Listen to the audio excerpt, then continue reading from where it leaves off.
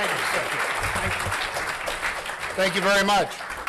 Take them just a sec. There we go. Got my mic on. Thank you very much, folks.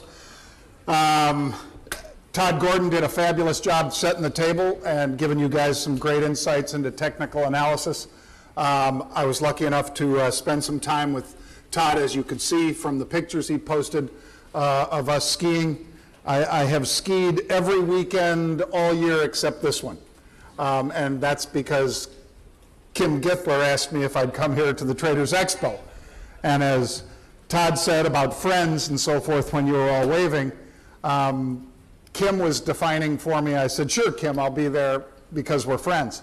And she said, no, John, you're my good friend. And I said, what's the difference between friends and good friends? She said, a friend will help you move a couch. A good friend will help you move a body.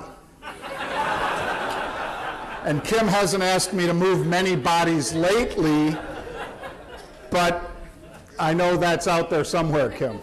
I am John Najarian. I'm lucky enough to be here in front of you guys. I'll be signing a bunch of books that we're giving away. I know whenever you see that commercial, you think, are they really giving those books away? Yeah, we are.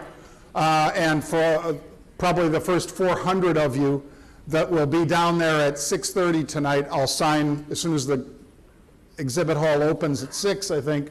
So at 6:30, I'll be down there signing books for an hour, giving them away. You won't pay a penny for the book. We'll give it away. It's called Follow the Smart Money. It details how Pete and I do what we do. And as the nice intro was that I played for the Bears, very briefly, I played 4 games. My brother Pete, so not for long, was very true of me.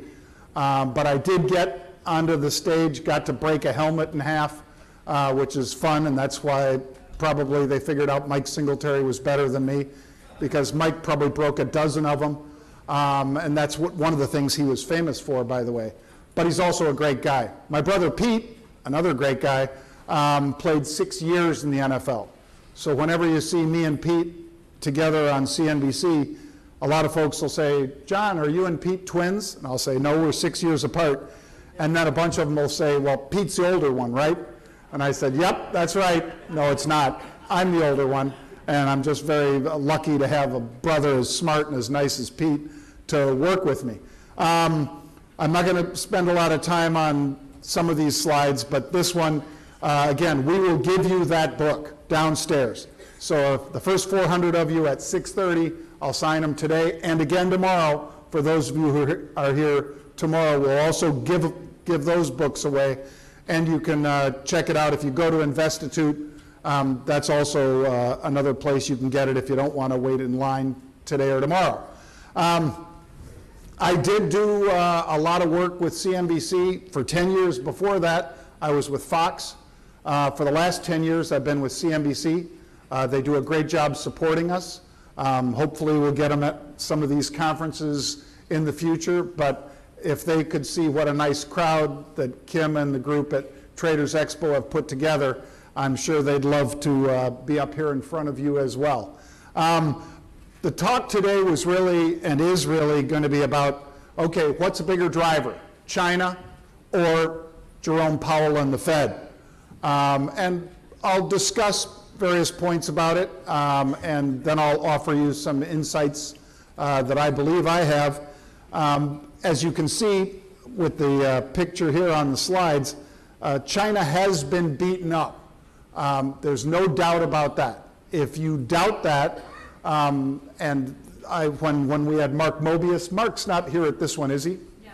When we had Mark Mobius down in Orlando earlier this year, Mark, we were talking about China and so forth, and one of the things I believe about China that you may have heard me say on CNBC is that be careful about wanting to be the president for life, because I'd rather have 4 years than a lifetime appointment in China if the market drops 27% in a year, which it did last year.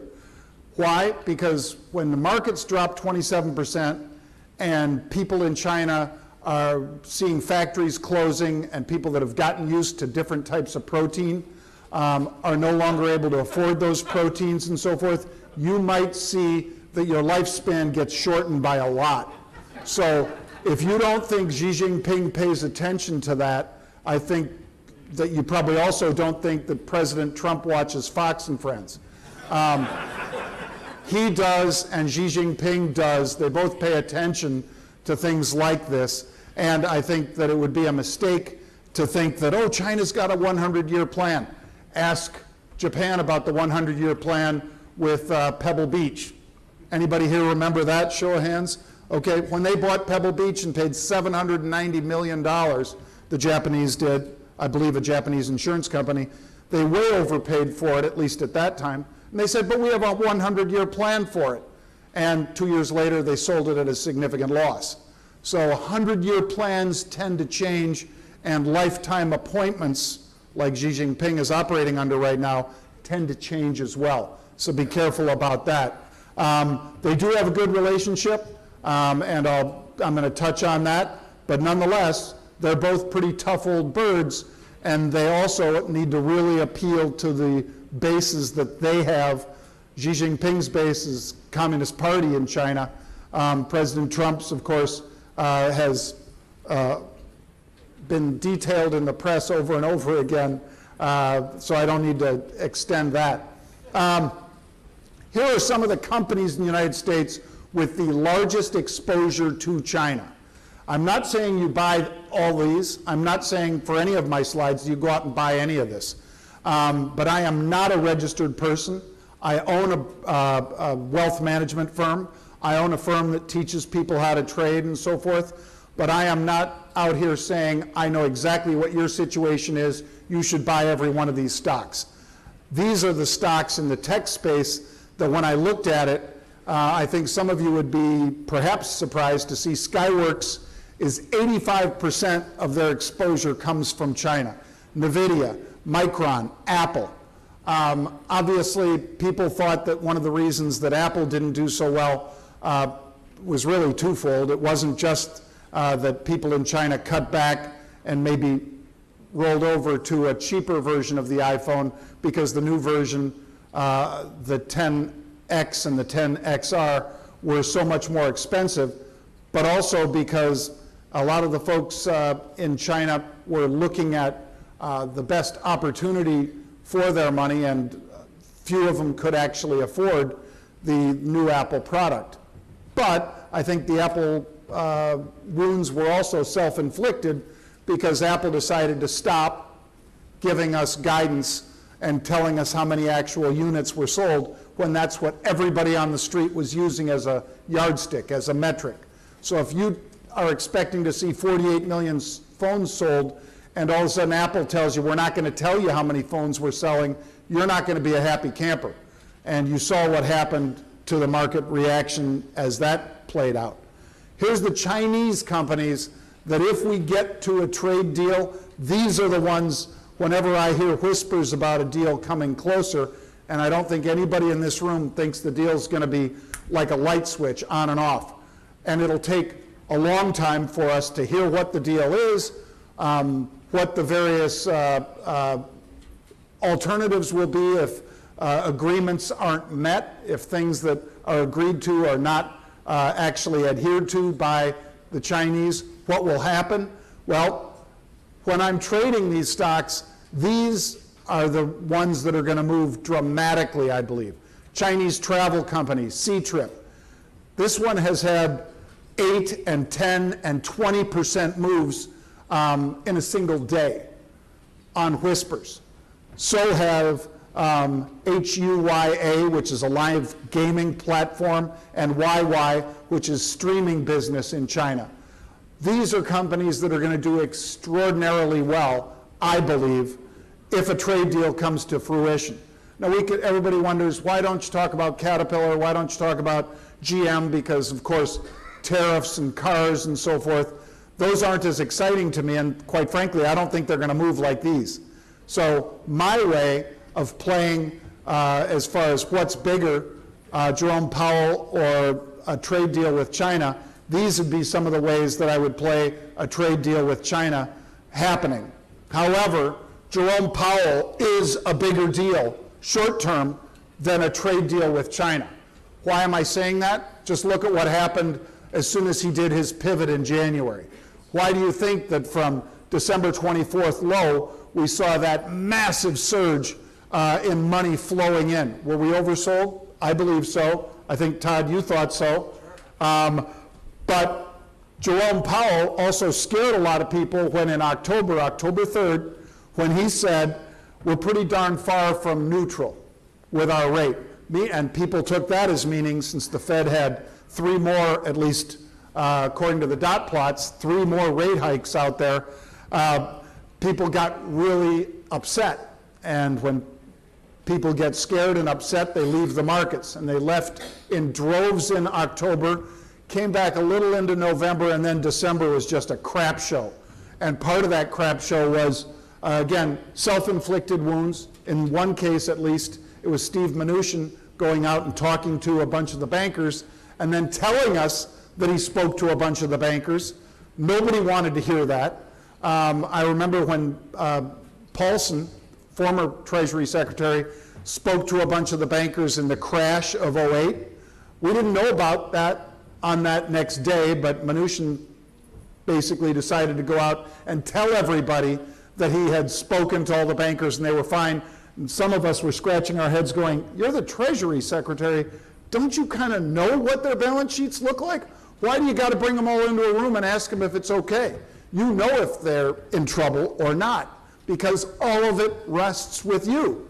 You see it every day. But anyway, that scared the markets pretty severely, and that's why on December 24th, half-a-day trading, we fell, whatever, 600 or 800 points, because the markets don't like to hear that sort of transparency. Here's what happened last year. On a given day, believe it or not, we fell 1,600 points in the Dow. And we went from down 700 to down 1,600 in about 4.5 minutes. And whenever these things have happened, like the flash crash, for instance, which was 2011, when that happens, the numbers that you and I are seeing aren't real, because they've already happened and we're seeing them late because the tape can't keep up with it. And that was the case with this. People thought that basically the tape, meaning, you know, the ticker, stopped moving because it just got jammed up with so much data. And all of a sudden we went from down 1,600, as you can kind of see on the that V-shaped bottom right there. There we go, right here. You can see how quickly we came off. It was a matter of minutes, maybe even seconds at the bottom before we came back up. And I bring that up because during December, we were seeing more volatility in the S&P 500 than Bitcoin. I mean, how crazy is that? And you guys know what happened to Bitcoin last year, because it went from basically touching 20,000 in December of last year to now where it is $3,500, $3,800, wherever it is these days. So volatility isn't always a bad thing, especially the way that I view it, and I think the way a lot of you view it. I'm going to have a chart that I'll put up here in a second about the way Goldman Sachs views it, but volatility just means that premiums are higher. If you're somebody like me who likes to buy and sell premiums, I like higher premiums. It makes it more fun to trade, and it provides more opportunities. This is a chart of the VIX, as you can see, hitting that spike December 24th right here and touching all the way up to basically almost 36 or 40 on a given print right there before it bled all the way back off. I don't know that it goes to single digits again, but I think that spike created a lot of opportunities. Here's an example of how that volatility works for you. I had the privilege of speaking at Davos this year, and a 3-night stay at this hotel in Davos was 7,500 euros for 3 nights. And they have a special deal in Switzerland where you can only mark it up 20% higher than your highest price. But apparently that deal doesn't apply during Davos. So the very next, period, that same 3-day stay would have been 237 euros, 97% less.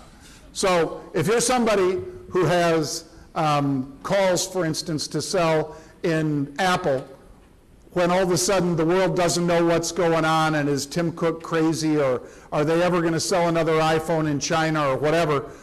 Bunch of stupid questions, because Tim Cook's a genius and Apple's just fine, by the way. I think you'd rather take advantage of that and collect that higher premium than collecting $237. Just one example, but an example that's kind of one that all of us could understand. Todd, before I got up here, Todd Gordon was talking about EEM, and I saw a great presentation by him out at the Chart Summit that he and I were at in Breckenridge, Colorado 2 weeks ago. We went cat skiing. It was fabulous. A bunch of great smart traders like J.C. Peretz and Brian Shannon. They were the guys that hosted it. And Todd and I got to participate, loved it. Take a look at the United States over the last 5 years versus EEM. As Todd showed you, EEM did have a significant outperformance in a very narrow period of time, but over a 5-year period, the US is up 45% and EEM is up 3%. A lot of what's going to happen in EEM, of course, is going to be what happens in Asia. And when you guys look at it, I'm sure that Todd has told you as well, don't think that you're getting Brazil as a significant piece and so forth. A lot of what you're getting when you get EEM is Asia, and most of that isn't China. Most of that is Korea and the semiconductor plays. So the United States and China are discussing a meeting where President Trump and Xi Jinping are likely to meet down at Mar-a-Lago, play some golf, have a good time, come out for a press conference and so forth. Would I buy it that day? For a short trade, yeah, for a short, very short period of time, just like Monday this past week. I think a lot of you probably saw us spike to the upside on news that perhaps an agreement was imminent, and then we sold off hard after that. In fact, I talked on CNBC about somebody coming in and buying 100,000 puts on calls, 100,000 calls in the VIX, which is like buying a bunch of puts on the S&P, because calls in the VIX go higher when the market dives. And they bought these calls, they bought 100,000 calls, they sold, I think, 30,000 put spreads to pay for it. Bottom line was, on that trade in about 20 minutes, they made $1.3 million. And they still have the trade on. And they probably will ride this trade for a little bit longer. But that's somebody that was pretty smart, that had a lot of money to put to work. China has committed to buying up to $1.2 trillion in our goods. These are why the U.S., reasons to be optimistic about the U.S. on this trade agreement.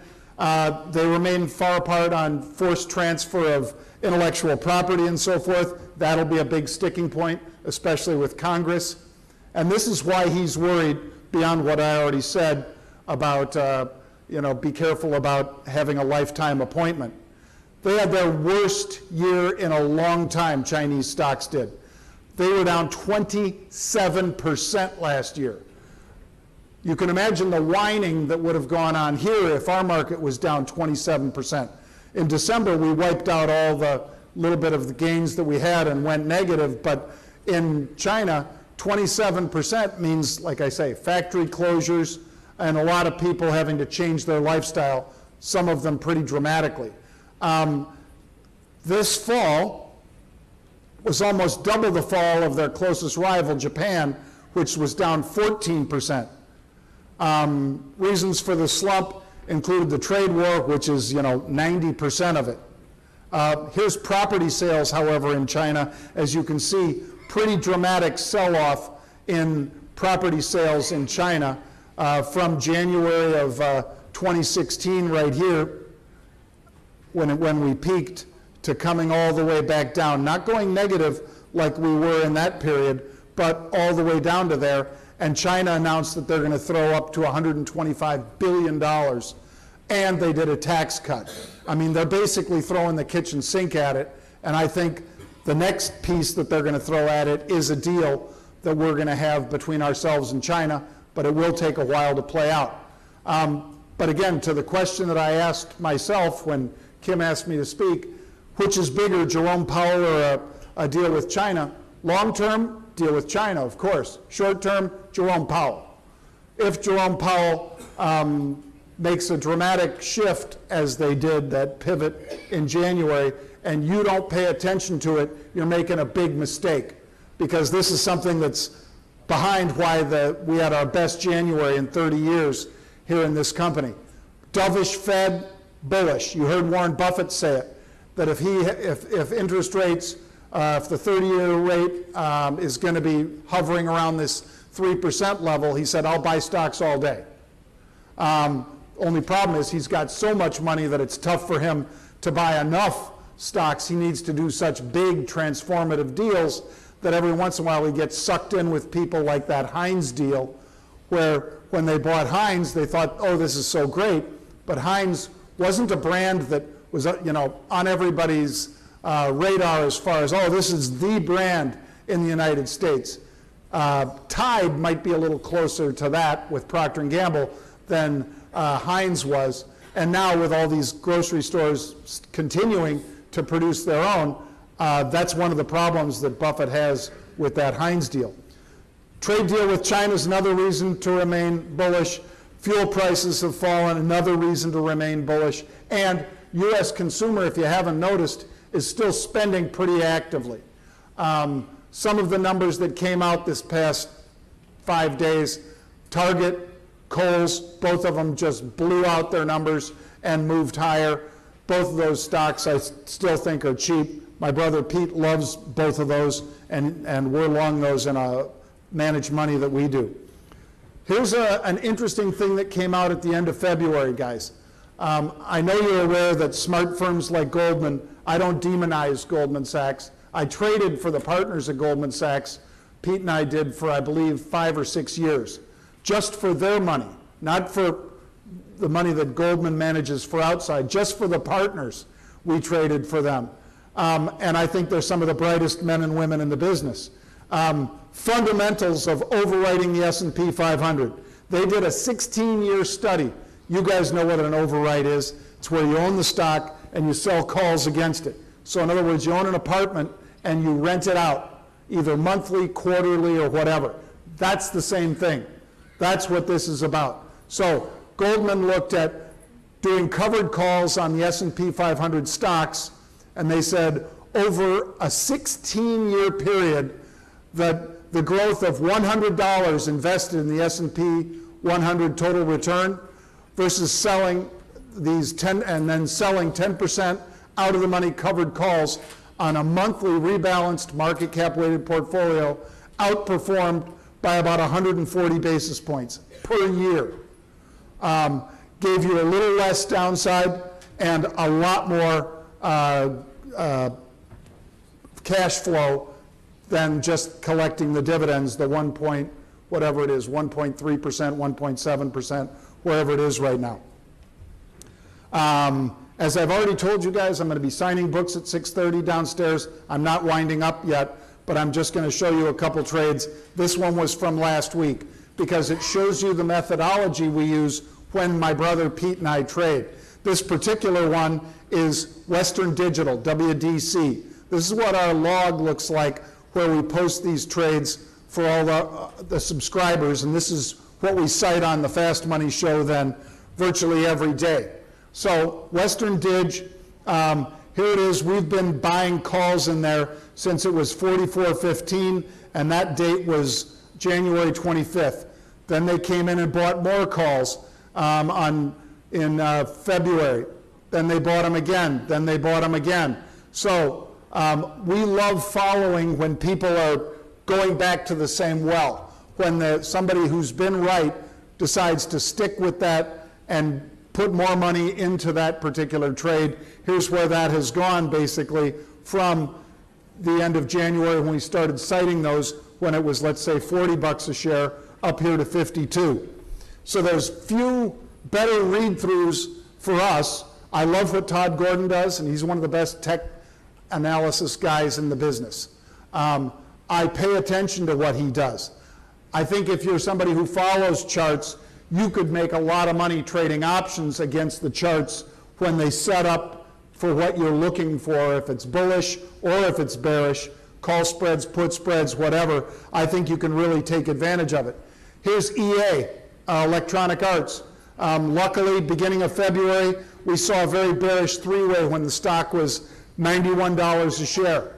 They were buying the 89 puts when the stock was $2, let's call it, higher than that. And what happened after that? Stock fell from basically $91 a share, there's the drop, to $78 a share.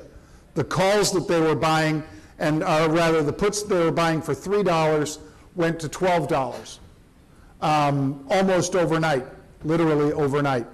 And then, strangely enough, believe it or not, they came back in and bought calls when the thing fell like that.